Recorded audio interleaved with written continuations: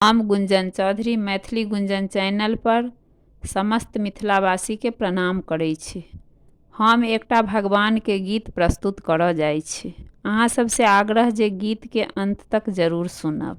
सीताराम सीताराम सीताराम सुनै छलियै, सीताराम के कते गुण गबै हो कंधैया जी। सीताराम के कते गुण गबै हो कंधैया जी।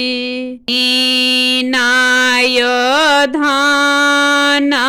के धर्म कोना होए तैसे, धर्म कोना होए तैसे केहि देत धर्म कराए हो कंधैया जी।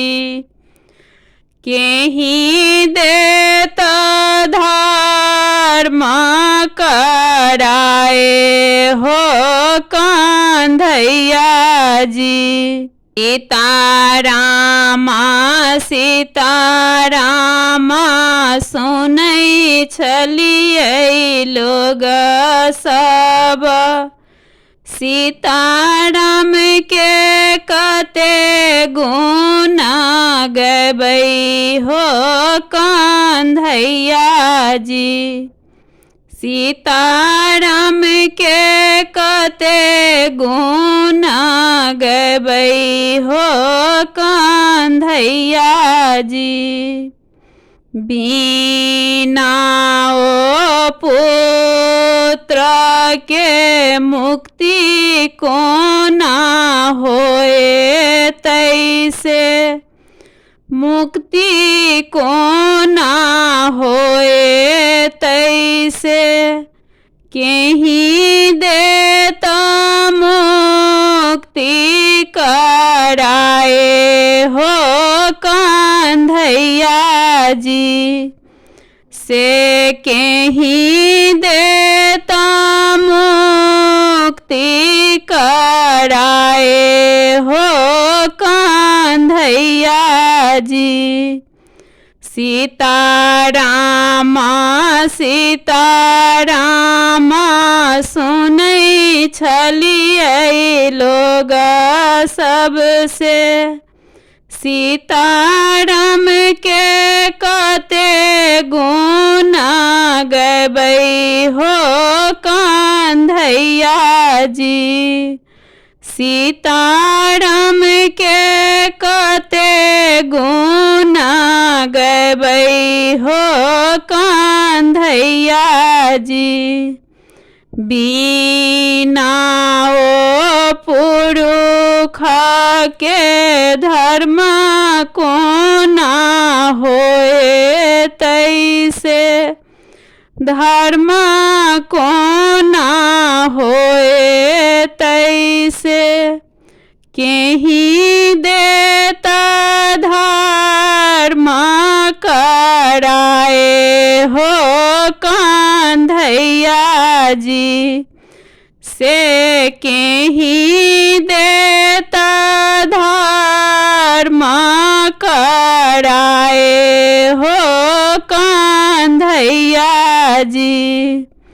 सीताराम सीताराम सुनै छलियै लोग सबसे, सीताराम के कते गुण गबै हो कंधैया जी।